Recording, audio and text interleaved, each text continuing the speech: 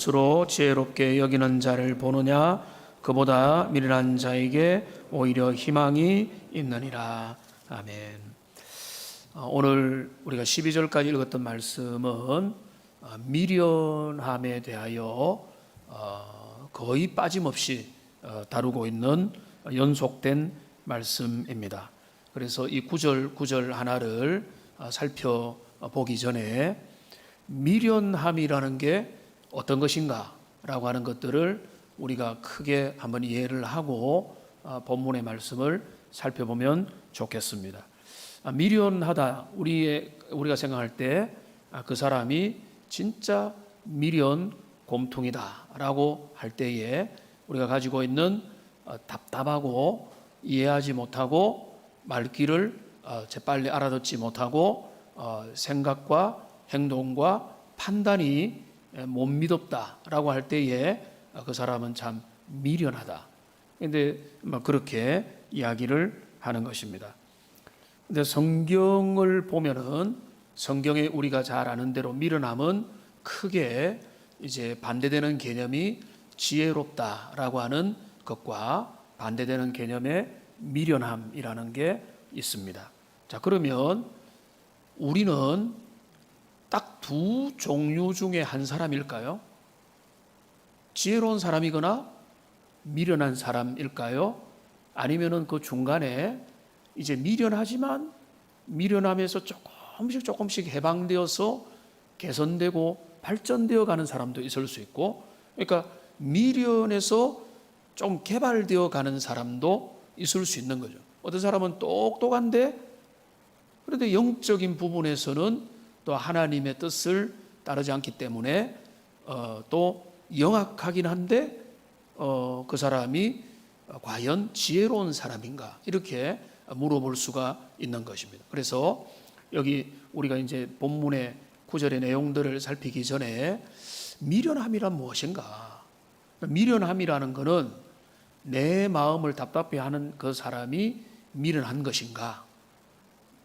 아니면 사회적인 어떤 이제 생각하는 어떤 수준과 그런 상황에서 미련함이 정해지는 것인지, 아니면은 성경의 원리로 하나님과 관계에서, 신앙과 관계에서 순종하지 않고 말씀을 따르지 않는 것이 미련함의 근본인가, 이런 것들을 몇 가지를 살펴봐야 됩니다. 그래서 우리가 미련함을 그냥 IQ가 낮고 지능이 낮거나 행동이 굼뜨다라고 하는 정도로만 생각하는 것이 아니라 이제 하나님과 관계에서도 생각하고 선택과 판단과 결정을 잘 못하게 되는, 엉뚱한 선택을 하게 되는 그런 경우들을 통칭해서 미련하다라고 이렇게 보면 되겠습니다.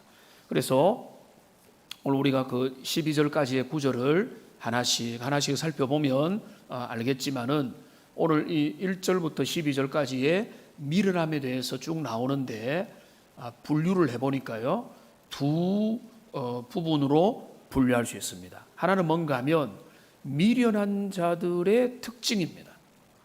그러니까 미련한 자들은 어떻게 행동하는가, 어떤 모습인가, 그 행동적인 특징, 그들의 어떤 모습들, 이게 이제 하나의 그 12절 중에서 다루고요. 그 다음에는 이 본문에서 의외로 많은 부분은 뭘 다루는가 하면 미련한 자를 어떻게 대해야 되느냐, 이 부분을 또 다루고 있습니다. 그러니까 이 이제 두 부분이죠. 미련한 자의 미련한 행동은 무엇인가를 이제 본문에서 여러 가지로 말을 해주고요. 그 다음에는 미련한 자의 미련한 행동에 대해서 우리가 어떻게 대해야 되느냐, 우리가 그 대처법, 이런 것들을 이야기하고 있는 것입니다. 그러니까 1절부터 12절까지 그대로 쭉 따라가지 않고 그 구절들 중에서 우선은 미련한 자의 행동과 선택의 모습이 무엇인가를 먼저 우리가 살펴보고, 그 다음에 이 미련한 자에 대해서 어떻게 하는 것이 그 미련한 자들에 대해서 적절한 대처법인가라고 하는 것들을 살펴보도록 하겠습니다. 미련한 자에 대해서 우리가 이해를 해야 되는데요. 자, 먼저 2절을 같이 한번, 순서가 조금 다를 수 있습니다. 자, 2절을 우리 같이 한번 읽어보겠습니다. 까닭 없는 저주는 참새가 떠드는 것과 제비가 날아가는 것 같이 이루어지지 아니하느니라. 이 구절은 상당히 그냥 이 본문의 내용만 보면 무슨 뜻인지 궁금한 그런 구절입니다. 그런데 이제 앞뒤를 중간에 있는 그 예를 든 거를 빼면 까닭 없는 저주는 이루어지지 않는다라고 말을 하는 것이죠. 자, 그러면 이제 이 본문을 제외하고는 그 1절부터 12절까지 거의 다 미련한 자의 행동에 대해서 했다면 2절도 미련한 자의 의미 없는 저주를 이야기하는 겁니다. 미련한 자가 어떤 합리적이고 어떤 분명한 근거도 없는 던진 그 저주스러운 말, 그 미련한 자가 던진 그 말은 아무런 효력이 없다, 이런 의미가 되는 것입니다. 그러니까 이제 이것은 뭔가 하면 무의미하다는 거예요. 그런데 이제 사람들은 누가 뭐 한마디 하면, 어디서 뭐 이상한 말 들으면 괜히 그 말에 이제 오래 마음에 두거나 그 말을 아주 그 이제 의미심장하게 들을 수 있지만 잠언의 말씀은 가차없이 우리에게 말을 하는 거예요. 그러니까 여기 뭡니까? 까닭 없는 저주. 그러니까 앞뒤 맞지도 않고 의미도 없고 진지하지도 않는 그냥 그 사람의 미련함에서 나오는 그냥 저주 섞인 그 말은 그거는 아무것도 아니다는 거예요. 그 저주가 이루어지지도 않을 뿐만 아니라 아무런 것도 아니다라고 말하면서 여기 참새와 제비 이야기를 하고 있습니다. 여기 그게 이제 어떤 쪽으로 사용되는가 하면 참새마저도 아무런 이유 없이 아무 장소에나 앉지는 않는다는 의미예요. 제비도 목적을 따라 날아갑니다.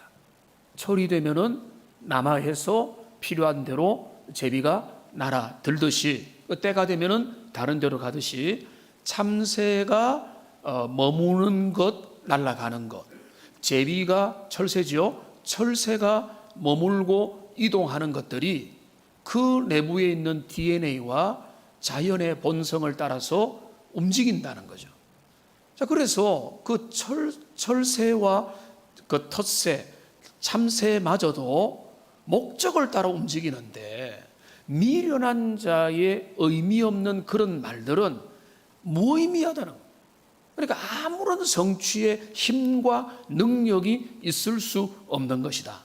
그게 오늘 잠언 26장 2절에서 말하는 미련한 자에 대해서 우리가 이해를 해요. 그러니까 미련한 자가 미련한 말을 했다고 해서 여러분들 거기에 의미 있게 받아들일 필요가 없는 거예요. 왜냐하면 그게 의미가 없는 말이기 때문에. 그들도 모르는 말을 한 것이고 그들의 그 말에 아무런 영향가가 없다는 거예요. 근데 반대로 말하면 하나님의 말씀은 다르죠. 지혜로운 자의 충고는 다르죠. 왜냐하면 그런 의미를 두고 한 말이기 때문에 하나님의 말씀은 새겨드려야 되고 지혜로운 자들의 권고는 정말로 집중해야 되지만 미련한 자가 그냥 입을 열어서 하는 말들은 아무런 의미와 목적이 없고 그리고 뭐라고 합니까? 그 일은 이루어지지도 않는다.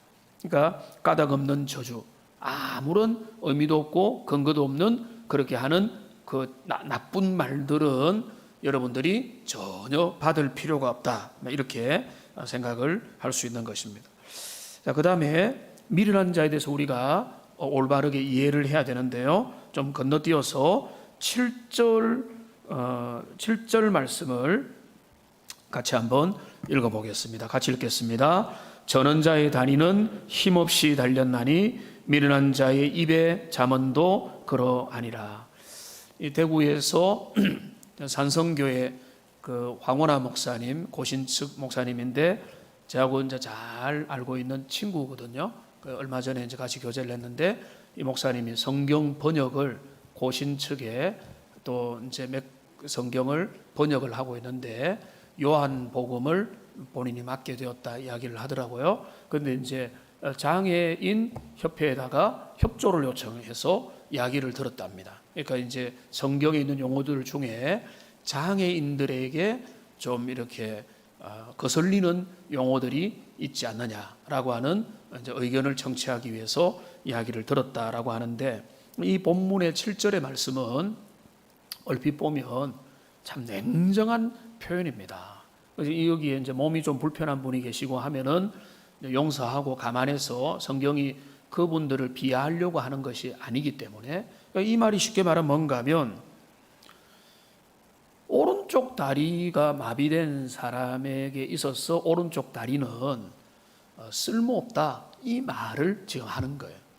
그러면 뭐 인격이 어때 이런 이야기를 하는 게 아닙니다. 여기는 그 비유만을 들은 것입니다. 그러니까 힘없이 달려 있다는 거죠. 그러니까 왼 손가락이 새끼 손가락이 마비가 되었다라고 한다면 이거는 의미 없이 그냥 달려 있게 된 상태다라고 하는데, 그게 어디로 연결됩니까? 미련한 자의 입에 잠언도 그러하니라라고 말했죠. 여기 또 이제 말과 관련된 건데, 미련한 자가 아무리 멋진 말, 뭐 대단하게 보이는 말, 그런 말을 해도 그 말은 의미가 없다는 거예요. 그러니까 이게 상당히 생각을 해볼 만한.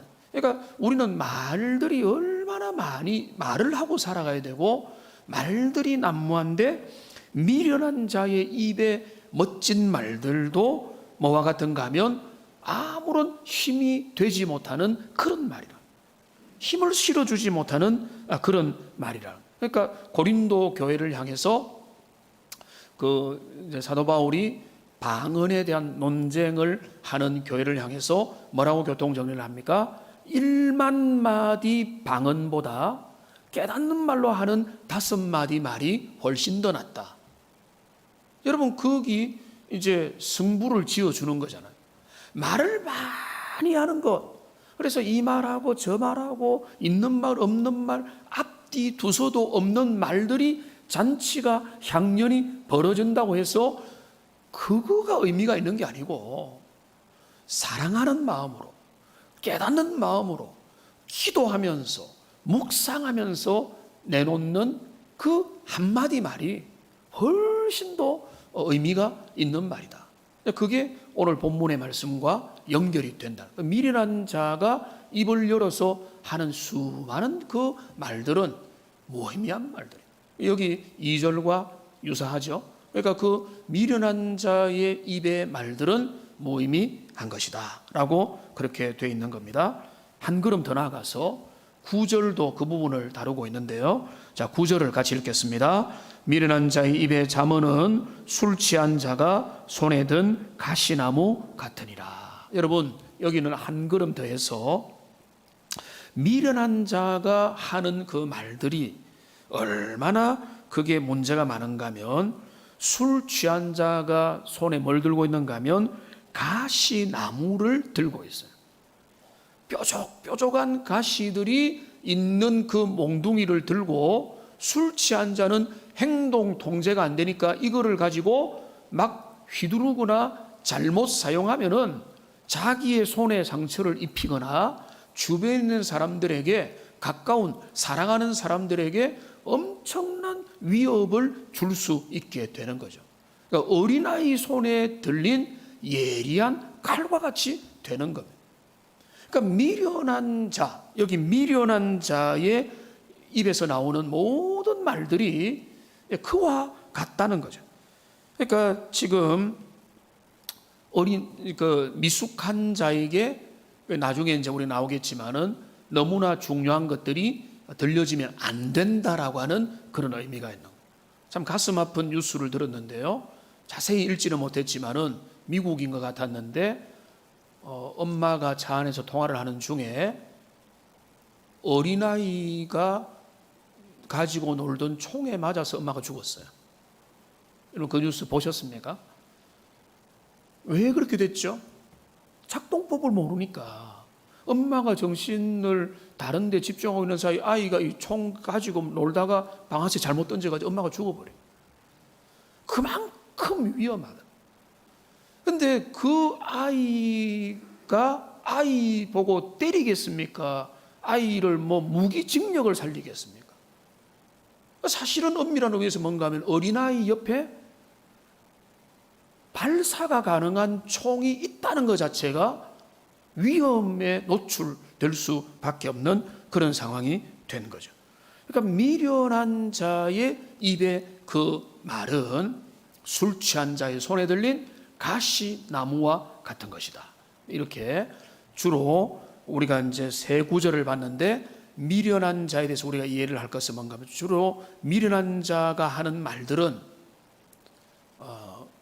의미를 되새길 것도 없어요. 그 사람들이 미련하기 때문에 그렇게 한 거예요. 그래서 여러분들 미련한 자녀, 미련한 누구, 그걸 이제 판단하고 정죄하면 안 되는데 너무나 어리석고 미련한 사람이 하는 여러 가지 저주의 말이나 여러 가지 말들이나 여러 가지 그들이 떠드는 그 말들에 여러분 너무 의미부여를 많이 하지 마십시오.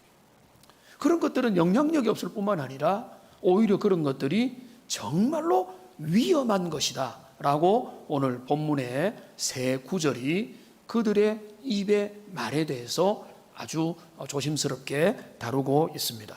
자, 그러면서 오늘 본문은 꽤 길지만 그 안에서 본격적으로 다루는 주제는 뭔가 하면 이런 미련한 자들을 어떻게 대해야 되는가라고 하는 부분을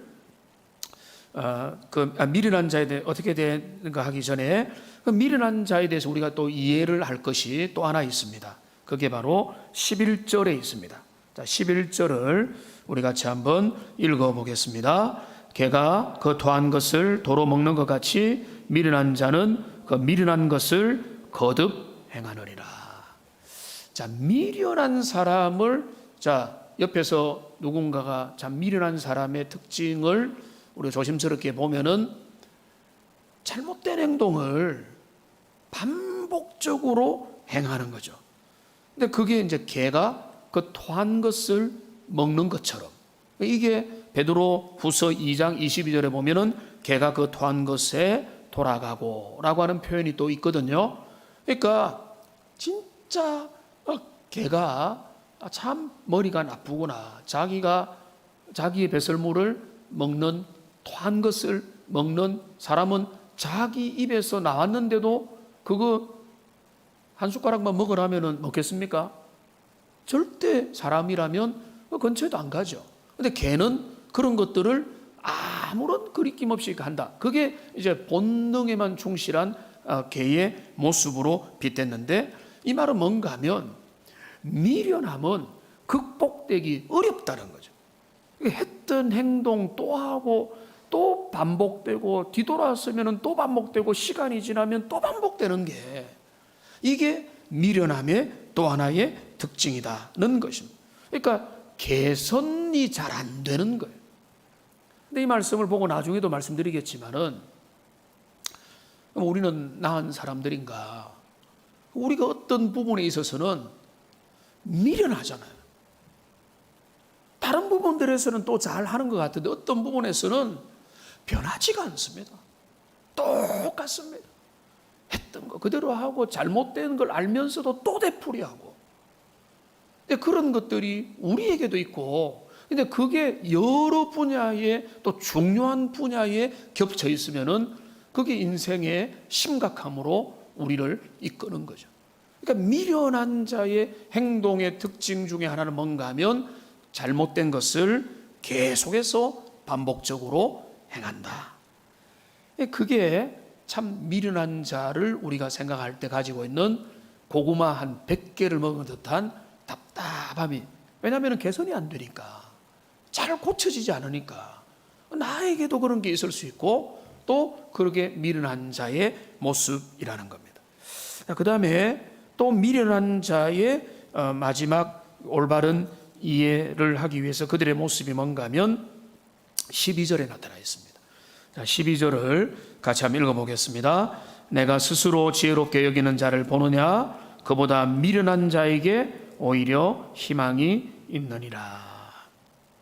그러니까 미련한 자 중에 최고봉이 뭔가 하면 미련한데 교만하는 거예요. 여러분 한번 생각을 해봤는데요. 미련한데 착하면 그나마 괜찮은 거예요. 왜냐하면 다른 사람한테 큰 사고는 안 칠 가능성이 많아요. 근데 미련한데 내가 최고인 것처럼, 여기 나와 있죠. 스스로 지혜롭게 여기면서 있는 사람이 뭐라고 했습니까? 오히려 미련한 자에게 희망이 있다. 이 말은 뭔가 하면 미련한 자를 능가하는 사람이 누군가 하면 자기가 지혜롭다고 여기는 사람이라. 진짜 더 미련한 사람. 그러니까 차라리 내가 참 부족하다. 우리 집사님 오늘 기도하신 것처럼 우리가 연약하고 부족하고 우리는 한계 속에 있다는 것을 알기만 해도요, 교만의 죄까지는 안 빠지잖아요. 우리가 죄인임은 걸 아는데 어떻게 우리가 교만하죠? 하나님 앞에 어떻게 우리가 당당하게 하나님 뭐 이렇게 할 수가 있습니까? 사람들 앞에 내가 죄인이고 내가 부족한데 사람들 앞에 어떻게 내가 교만하게 할 수가 있어요? 근데 남들 앞에 교만하게 나선다는 것은, 미련한데 교만하다는 것은 정말로 더 힘들다라고 하는 거죠. 그러니까 미련의 최고봉이 미련한데 교만한 디오드레베와 같은, 그러니까 미련한데 교만해서 자기 뜻을 이루려고 하면은 너무나 복잡해지는 거고 문제가 심각해지는 것입니다. 그러니까 여기까지가 여기 미련한 자에 대해서 우리가 이해를 할 거라는 거예요. 미련한 자의 입의 말은 무의미하다. 오히려 그거는 위험하다. 가시나무, 출치한 자에게 손에 들린 가시나무 같은 것이고 아주 위험하다. 그러니까 그 입의 말들이 얼마나 쓰잘데없고 불필요한가를 말해주고, 그 다음에 그 미련한 자는 자기의 미련함을 계속해서 끊임없이 반복을 하고, 그 다음에 이 미련한 자 중에 최고봉은 교만한 자다라고 이렇게 말하고 있는 것입니다. 자, 그러면 이제 이 본문 중에서 이제 또 잠언에서 훨씬 더 많이 다루는 부분은 뭔가 하면 이 미련한 자들을 어떻게 대할 것인가라고 하는 부분에서 오늘 이제 아주 많은 부분이 첫 번째 대처법으로 여기 이제 한 4구절이 다루어지고 있는데요. 하나씩 보겠습니다. 먼저 1절을 보겠습니다. 자, 1절을 같이 읽어보겠습니다.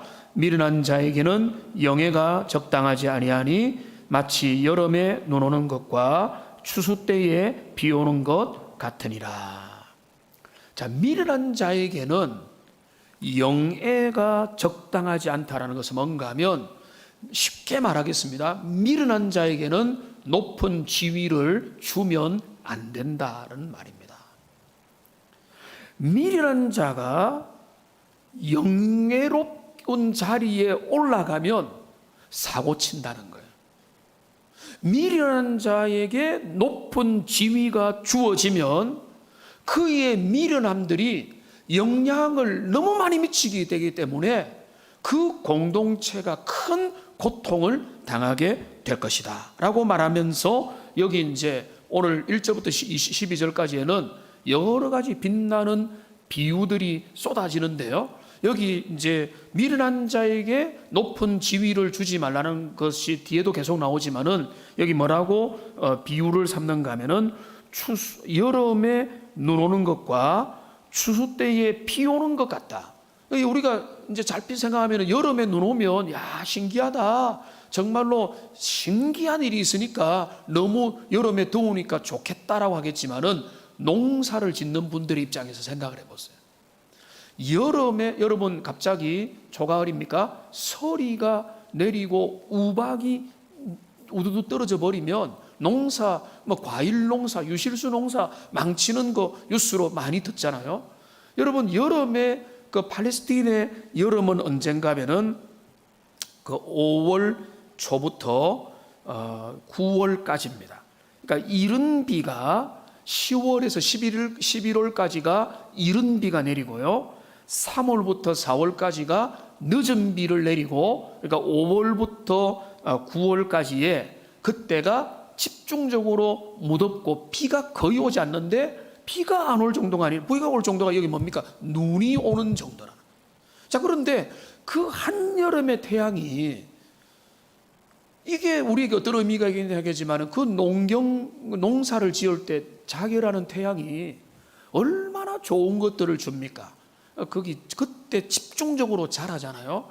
성장하고 무럭무럭 있고 완전히 태양의 그 충분한 일조량을 받아서 모든 농작물들이 자라는데, 그때 갑자기 눈이 와버리면 엄청나게, 그러니까 날이 서늘해지고 눈이 오고 우박이 떨어지고 하면은 그 농사를 거의 망치게 되는 것이죠.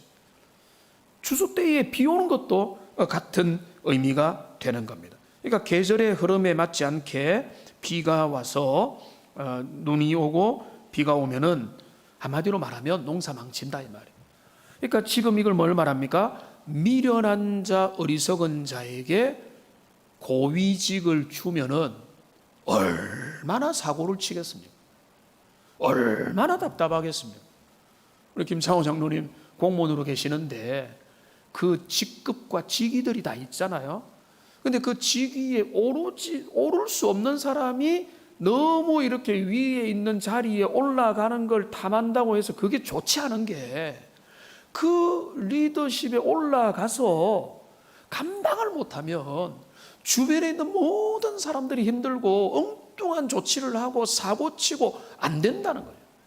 그러니까 그 말을 지금 하고 있는 것입니다.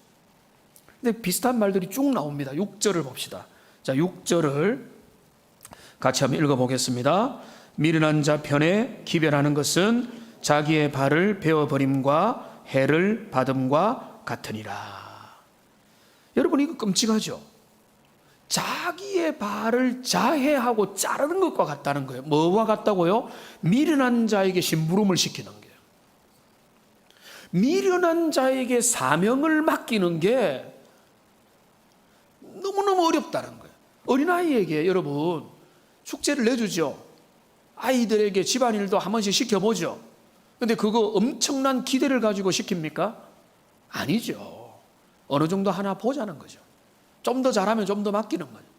좀 못하면 그 이상 맡길 수가 없는 거죠. 그러니까 미련한 자에게 중요한 미션을 맡기면 그건 안 된다는 거. 그거는 자기의 발을 끊어내는 것과 같은 것이다. 여기 엄청 논조가 똑같습니다. 여기 이제 그 핵심이 뭔가 하면 미련한 자에게 중요한 일을 맡기지 말라는 거예요.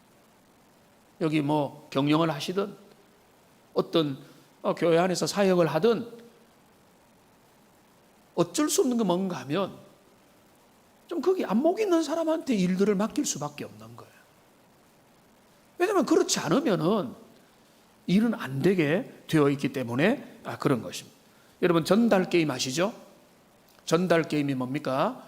이게 이제 사람을 한 5명이 서 있고 뒤를 돌아보고 있고 앞에서 어떤 속담이나 어떤 이야기를 뒤로 이렇게 말없이 이렇게 전달하다 보면은 중간에 완전히 내용이 엉망이 돼가지고 나중에는 엉뚱한 이야기를 하게 되는 것입니다.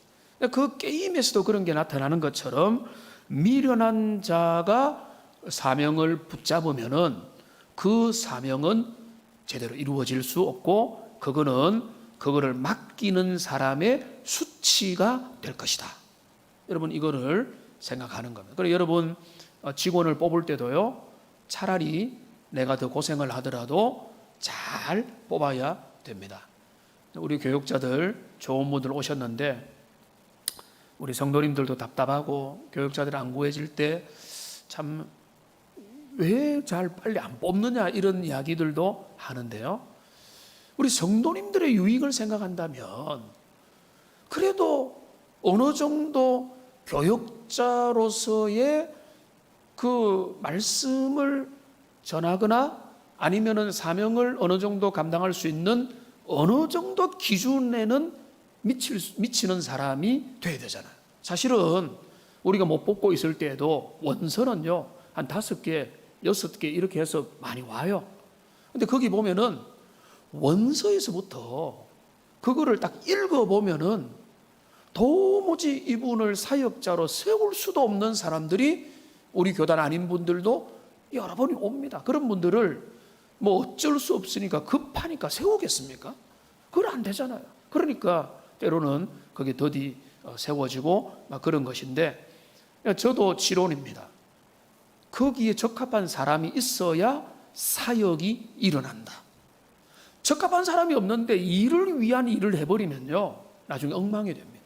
그러니까 거기를 섬길 만한 태도가 있고 하나님 앞에 순종하고 또 주님 앞에서 또 감당할 수 있는 사람이 있으면요, 돼요. 일이 돼요. 좀 부족해도 돼요. 그 일에 전공이 아니라도 돼요. 그런데 그 일에 관심도 없고 또 우매하며 그런 사람한테 일을 맡기려면 안 됩니다. 그렇기 때문에 오늘 잠언은 그 이야기를 우리에게 하는 것입니다. 그래서 또 비슷한 이야기가 8절에 또 있습니다. 8절에 있는데요. 자, 8절을 같이 읽어보겠습니다. 미련한 자에게 영예를 주는 것은 돌을 물매에 매는 것과 같으니라. 여기 비슷한 말이, 그러니까 지금 잠언의 저자가 이 솔로몬 25장도 26장도 솔로몬의 잠언이잖아요. 중간에 다른 잠언들이 갔다가 솔로몬이 왕이었잖아요. 왕으로서 얼마나 많은 사람한테 이런 일도 부탁하고 저런 신하들과 이런 스태프들에게 여러 가지 일들을 같이 했겠습니까? 근데 보면은 일을 잘 해내는 그런 충성스러운 심부름꾼도 있는가 하면은 어떤 사람들은 일을 시켜 놓으면은 일을 오히려 사고를 치고 만들어가지고 더 부풀려가지고 오는 경우들도 있기 때문에 지금 솔로몬은 이게 너무 그에게 현실적이었는가. 그러니까 오늘 본문에서 미련한 자를 절대로 종용하지 말라, 이게 계속 반복돼요. 이 본문에서 지금 미련한 자에게 영예를 주는 것은 또 나오잖아요. 미련한 자에게 그가 할 수 있는 것 이상의 역할을 주지 말라는 거예요. 근데 그가 할 수 있는 역할만 주면 행복하고 해피한 거죠. 근데 그는 이까지밖에 못하는데 그에게 너무 많은 것들을 요구하면은 그도 힘들고 주변도 힘들어지는데, 여기 참 우리 해석이 필요한 이 이제 예화를 사용하죠. 돌을 돌매에 매는 것과 같다. 여러분, 이 말은 이해하기 어렵죠? 돌매는 여러분이 생각하는 대로 그 물맷돌과 같은 이제 공격 무기입니다. 근데 돌을 돌매에 맨다. 이거는 돌매에 매야 되지 않느냐라고 생각하겠지만은 이제 이제 설명을 보니까 이런 겁니다. 돌매에다가 돌을 기술적으로 잘 얹어서 기술적으로 던져서 맞추는 거예요. 근데 미련한 자는 어떻게 합니까? 돌을 돌매에다가 매버리는 거예요. 꽁꽁 묶어버리면 맞추어가지고 아무리 쏴보세요, 그 돌이 그 자리에 있죠. 그러니까 지금 이 미련한 자는 그 미련함을 가지고는 진짜 사명을 이루어 갈 수가 없다. 그런 답답한 마음을 여기에서 이야기해 주고 있는 겁니다. 그러니까 싸울 수가 없고 그는 그 기능을 사용할 수도 없는 것이다는 것입니다. 그 다음에 10절에 그 이야기 또 합니다. 참 많죠? 이 똑같은 주제입니다. 그러니까 지금 중용하지 말라는 주제가 또 나와 있어요. 자, 10절을 같이 보겠습니다. 장인이 온갖 것을 만들지라도 미련한 자를 고용하는 것은 지나가는 행인을 고용함과 같으니라. 그러니까 여기도 뭔가 하면 미련한 자를 장인이 온갖 것을, 자, 장인이 재주가 좋아요. 그래서 그는 뭐 호미도 잘 만들고 삽도 만들고 곡괭이도 만들고 이것저것 만들고 아주 재주꾼인데, 그가 미련한 자를 직원으로 채용하면 마치 뭐와 같은가 하면은 지나가는 행인 툴을 모신 것과 똑같다는 거예요. 전혀 무관심하고 그 일에 도움이 안 된다는. 그러니까 이게 똑같은 말이죠. 그런 자들이 그 중요한 자리에 중용되어서는 안 된다는 것입니다. 그러니까 참 우리가 이런 걸 보면서 저도 참 약간 고민이 생겼어요. 내가 미련한데, 우리가 다 미련한데, 그렇게 하자면 한도 끝도 없고, 그래서 우리가 사회적인 평균, 그 다음에 하나님 앞에서의 어떤 영적인 상식, 또 사회생활의 기초, 이런 것들을 종합적으로 생각해서 이 잠언의 교훈은 뭔가 하면 미련한 자를 너무 중용하지 말라. 사람을 뽑을 때는 그 사람이 지혜로운지, 센스가 있는지, 그 사람은 모든 그 어떤 원하는 분야의 그 심부름꾼으로서 사명을 맡은 자로서 그 일을 좀 적절하게 할 수 있는지, 이거를 보는 게 아주 중요하다는 것입니다. 여러분 보십시오. 애굽의 바로 왕은요, 불신자였지만은 요셉을 볼 수 있는 안목이 있었잖아요. 요셉은 종교가 다르니까 안 돼가 아니죠. 요셉이 충성스럽고 요셉이 아주 지혜롭게 행하니까 그를 아주 중용을 해버리잖아요. 바벨론의 왕궁의 그 왕도 다니엘과 세 친구를 중용하잖아요. 그러니까 지금 오늘날 우리 시대는 진짜 인재를 정말로 귀하게 여겨야 돼요. 제가 몇 주 전에도 그런 말씀 드렸는데, 우리 교회는요, 어려워도 교역자, 좋은 교육자 있으면은요, 과감하게 그들을 불러들여야 돼요. 왜냐하면은, 물론 이제 우리 평신도 지도력들도 너무나 귀하고 그분들 존귀한데, 그런 교육자들이 와서 정말로 행복하게 사역하고 큰 어려움 없이 해야 젊은이들도 좋고 정말로 힘있게 할 수 있어요. 거기에 대해서는 투자를 아까워하면 안 되는 거예요. 그런 것들이 여기에 나타나 있는 것입니다. 여러분 자녀들도 맞아요. 그리고 여러분 사람에 대해서 뭐 사람을 기르는 데는 정말 오래 걸린다고 하잖아요.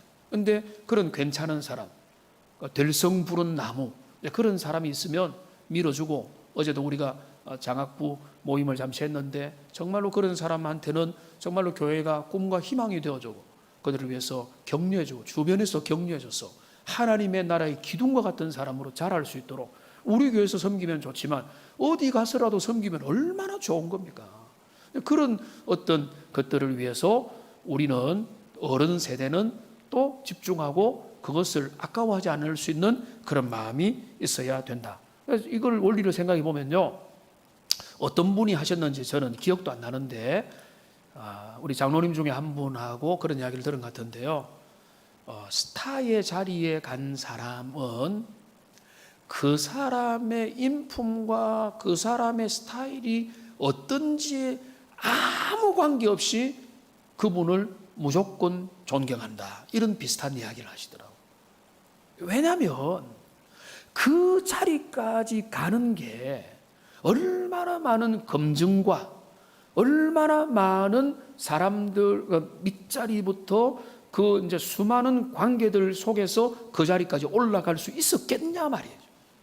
그러니까 그게 쉽지 않다는 겁니다. 성경도 보면은 모세 보고 하나님께서 이 장인 이드로를 통해서 일반 은총으로 뭐라고 하는가 하면, 자 5부장, 10부장, 50부장, 100부장, 근데 뭐죠? 1000부장까지를 세워라. 그런데 5부장의 자리에 설 수 있는 사람과 1000부장의 자리에 설 수 있는 사람이, 우리가 볼 때 사람은 다 똑같으니까 다 세우면 되지 라고 하겠지만은 꼭 그런 게 아니라, 그 사람이 감당할 수 있는 리더십의 폭이 있다는 거죠. 그 어떤 사람은 이 정도 한 500부장 감당할 수 있는 정도의 역량과 이제 재능이 있는 반면에, 어떤 사람은 한 3사람 감당하면 정말로 안심이 되는 그런 게 될 수도 있다는 거예요. 그게 그런 부분에서 성경에도 우리가 볼 수 있어야 되는 겁니다. 그러니까 오늘 본문에 제일 중요한 그 이제 미련한 자를 대하는 제일 중요한 방식에 집중적으로 나오는 게 뭔가 하면, 장로님 바쁘시네요. 집중적으로 나오는 게 뭔가 하면, 그게 바로 뭔가 하면 미련한 자를 너무 중용하지 마라. 이게 이제 잠언의 핵심이고요. 그 다음에 또 하나가 있습니다. 이제 그거는 두 번째 방식인데 이게 몇 가지 있습니다. 3절을 보시겠습니다. 자, 자, 3절을 우리 같이 한번 읽어보겠습니다. 말에게는 채찍이요 나귀에게는 재갈이요 미련한 자의 등에는 막대기니라. 자, 이 말은 조심스럽게 해석을 해야 되지만 뜻은 분명합니다. 미련한 자를 너무 고상하게 지도할 수는 없다는 것입니다. 어린아이를 앉혀놓고 뭐 지식을 방출하면서 가르치진 않죠. 그들의 수준만큼 하고 간단하게 단순하게 그들에게 할 것을 이야기하는 거죠. 그러나 철이 들고 그 사람이 성장하고 성숙했다면 성숙한 만큼 그에게 대우하는 게 맞다는 거죠. 그러니까 여기에 오늘날 참 이렇게 인권이 중요한 시대니까 뭐 매가 필요하다 이렇게 하니까 우리가 좀 이렇게 그 등에는 막대기니라라고 했는데, 이 막대기는 뭔가 하면 교육용 회초리입니다. 아이들이 어릴 때 저희 집에도 저하고 아내하고 우리가 정말로 감정 섞인 훈육이 안 되기 위해서 회초리를 지정하자 이래가지고 그 회초리 이왕이면 어디 가서 예쁘게 산 것을 하나 딱 해놓고 이거로 지정해서 훈육을 하려고 애를 썼는데, 지금은 그럴 이제 기회가 오래전부터 없어졌지만은 유대인들은 실제로 훈육을 위한 회초리 전용이 있었습니다. 그러니까 이제 서당에서 아이들이 졸면은 등을 탁 때리듯이 이 랍비 교육에도 그런 요소가 있어요. 여기서 등에는 막대기요라고 하는 것은 그런 의미라. 그러니까 미련한 사람은 분명하게 그 미련함을 시정해 줘야 된다는 거예요. 미련한 자에게 뭐 안 그런 척하고 괜찮은 척하고 그것도 좋은 것이다 이게 아니고 잘잘못을 분명하게 해주고, 그러니까 말과 그 다음에 말에게 채찍이 필요하고 나귀에게 재갈이 필요하는 것은 그거를 폭력으로 제압하라가 아니죠. 우리가 야고에서 본 것처럼 재갈이 어떤 기능입니까? 재갈은 뭔가 하면 방향을 지시하고 속도를 제어하는 거죠. 제어를 해야 된다는 거예요. 그러니까 제어되지 않고 통제되지 않는 권력이 위험하듯이, 그러니까 미련한 자가 너무 중요한 일들을 너무 편하게 하는 게 위험하다는 거예요. 그러니까 그 미련한 자가 교회적으로 보면은 미련한 자가 리더십을 구사하지 못하도록 교회적인 영적인 질서가 잡혀 있으면 그게 된다는 거죠. 그러니까 미련한 자가 너무 중요한 일을 하지 못하도록 그렇게 교회는 항상 그런 면에서 영적인 수준을 유지하는 것, 그게 이제 여기에서 말하고 있는 것입니다. 그러니까 미련한 자의 미련을 다 받아주면 안 된다는 건데요. 그게 또 나옵니다. 4절과 5절에서 나옵니다. 자, 4절과 5절을 같이 한번 읽어보겠습니다. 미련한 자의 어리석은 것을 따라 대답하지 말라. 두렵건대 너도 그와 같을까 하노라. 미련한 자에게는 그의 어리석음을 따라 대답하라. 두렵건대 그가 스스로 지혜롭게 여길까 하노라. 이 4절과 5절은요, 얼핏 보면 정반대와 같이 보이지만은 그렇지 않습니다. 두 측면이 있다는 건데요. 미련한 자를 대할 때, 정말로 어린아이를 대할 때, 또 말이 안 통하는 어리석은 참 미련한 깨닫지 못하는 어떤 부분에서는 문외한, 요즘에는 이제 어린이라고 붙여서 자전거의 어린이, 자린이라고 하거든요. 그래서 뭐 어린이를 붙이는데, 그런 어린이급에 속하는 자전거든 경제든 정치든 신앙이든 인격이든 지식이든 학문이든 어떤 분야에서 너무나 미련한 사람을 대할 때, 여러분이 그들을 너무 존중한 나머지 그들을 너무 지나치게 우대를 해버리면 문제가 생긴다는 거예요. 미련한 자의 말을 따라 그것을 존중을 너무 해버리면 4절에 보면은 너도 그와 같이 될까 하더라. 같이 미련해지는 겁니다. 그러니까 미련한 자의 그 말에는 기본적으로는 맞장구를 주지 말아야 된다는 거예요. 이 전제는 뭡니까? 미련한 자의 말은 헛되다고 했잖아요. 의미가 없다는, 불필요하고 그거는 영양가가 없는 말이라고 했잖아요. 그런 말들에 대해서는 호응을 해주면 안 되는 거예요. 오히려 그 말에 대해서는 못 들은 척 하는 게 맞는 거예요. 그래서 내 말을 왜 못 들은 척 하지? 관심이 없나? 고민을 하게 하는 게 오히려 낫다. 그런 의미가 되는 것이고, 더 적극적으로 뭔가 하면 너무 미련한 자와 죽이 맞아서 깊이 교제하지 마라. 그들을 품고 그들을 이끌어주는 것은 괜찮은데 그들과 같은 수준에서 어울리면은 너도 그와 같이 될 수밖에 없는 것이다. 자, 그런데 보면은요, 5절을 보면 4절과 반대가 되는 것 같습니다. 5절을 보면 미련한 자에게는 어리석음을 따라 대답하라 라고 했죠. 그럼 이 말은 뭔가 하면 맞장구 쳐주러가 아니라 이 뒤에 말을 보십시오. 두렵건대 그가 스스로 지혜롭게 여길까노라. 이 말은 뭔가 하면 미련한 자의 말에 대해서는 한 번씩은 분명하게 잘잘못과 진실을 못 박아두라는 거죠. 그래야 그들이 자기가 똑똑한지 착각을 하지 않는다 이 말이에요. 근데 계속 그들의 기살리기에만 잘못된 말, 엉뚱한 말, 상식도 되지 않은 말들에 대해서 인정해주고 그 말이 맞다고 하면은 나중에 내 말이 맞는갑다. 사람들이 다 맞다고 하네. 그러면 틀리지 않았네. 착각을 한다는 거죠. 오히려 그가 세상 살면서 이거는 좀 내 말이 좀 이렇게 전달이 안 되는 것 같다.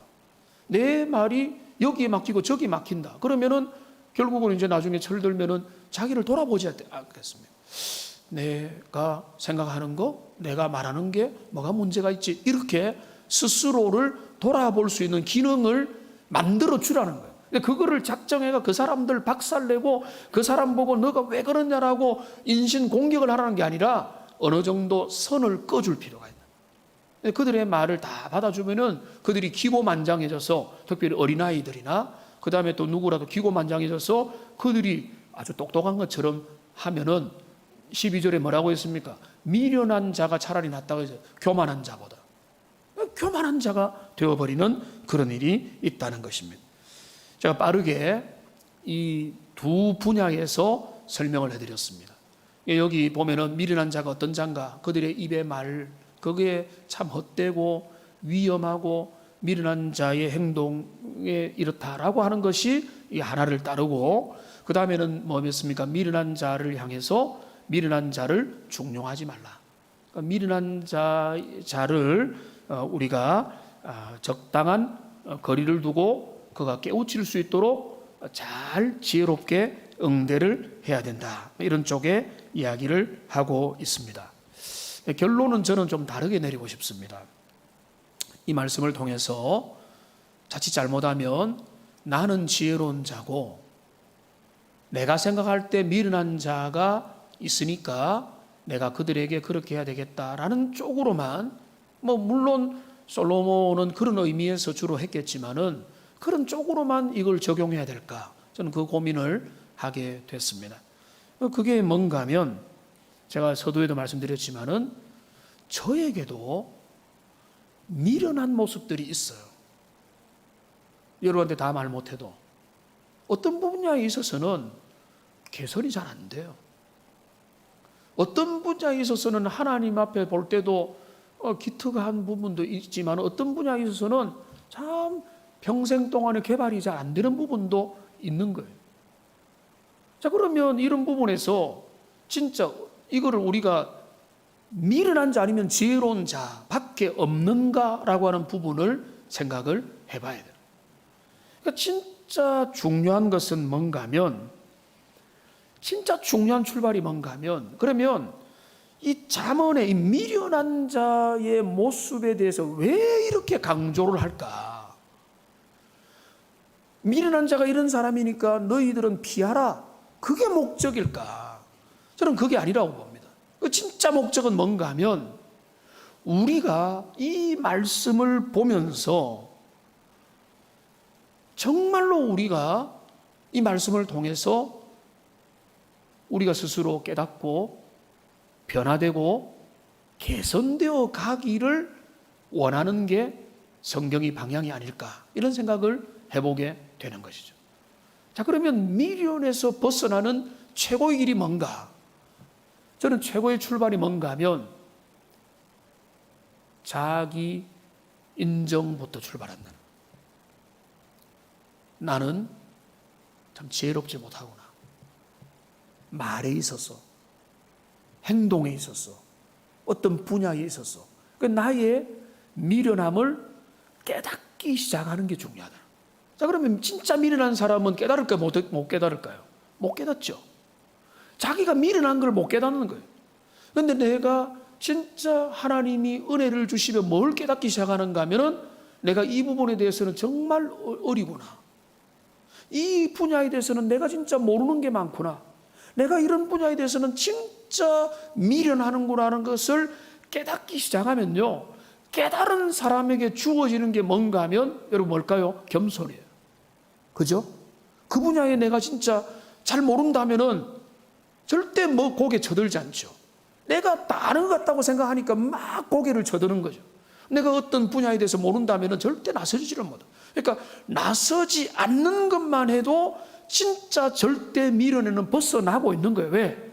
내가 미련하다는 걸 아니까. 근데 진짜 미련한 사람은 그걸 모르고 나선다니까요. 대가들이 너무나 많은 걸 아는데도 내가 진짜 하루 강아지인데 호랑이 앞에서 까부는 셈이 되어 버리는 거죠. 그러니까 진짜 중요한 건 뭔가 하면 나의 어리석음을, 미련함을 인정하고, 인정할 때 겸손이 나오고, 그 다음에 뭐가 나오는가 하면 주님, 내가 변화되기 원합니다. 나의 어리석음의 때가 벗겨지기를 원합니다. 내가 좀 더 밝아지기를 원합니다. 지혜를 주십시오. 라고, 그러니까 그 어떤 분야에 있어서 내가 약한 분야에 대해서 그렇게 간구하면서 개선되어 나가고 학습을 통해서 새롭게 되어가는 거죠. 저는 그게 잠언의 목표지. 딱 두 부분으로 너는 미련한 자, 너는 지혜로운 자 딱 정해놓고 지혜로운 자, 미련한 자 가까이 하지만 이게 목표가 아니라. 그러니까 너가 역지사지로 하나님의 말씀에 자, 미련한 자는 이런 모습이다, 반복적으로 행한다, 스스로 변하지 않는다, 이런 것들을 보면서 그들의 행동과 그들의 스타일을 보면서 자, 나는 진짜 변화될 수 있을까? 그래서 변화의 핵심 뭡니까? 성령의 은혜잖아요. 그러니까 하나님의 진리의 말씀을 보고 성령의 은혜를 간구하는 가운데 기도하면서 변화되어 가는 거죠. 그게 원래부터 지혜로운 자가 아니라 어리석은 자를 지혜롭게, 슬기롭게, 잠언 1장에 나왔잖아요. 그러니까 그 지혜를 향해서 가도록 하는 책이지 규정 짓는 책이 아니라는 거예요. 그러니까 진짜 미련은 그런 작업을 포기하는 사람이에요. 관심이 없는 사람이에요. 여러분들은 관심이 있잖아요. 하나님의 말씀 앞에서 하나라도 배워가지고 새롭게 되려고 하니까 여러분은 적어도 절대 미련의 기준에는 해당되지 않는다고 봐요. 말씀을 정리하겠습니다. 우리 어리석음들이 성령의 은혜로 벗겨지는 겁니다. 하나님의 사랑과 은혜로 벗겨져 가고 있는 것이고 그게 성장이고 그게 우리가 개선되어 가고 지금까지 오고 있는 것입니다. 이 작업을 지치지 말고 하나님의 말씀을 잘 대하시고 성령을 의존하여 기도하고 간구하고 소망하면서 하나님의 아름다운 사람으로 잘 서가시는 복된 지혜로운 지혜를 향해 달려가는 지혜의 근원이신 우리 주님을 더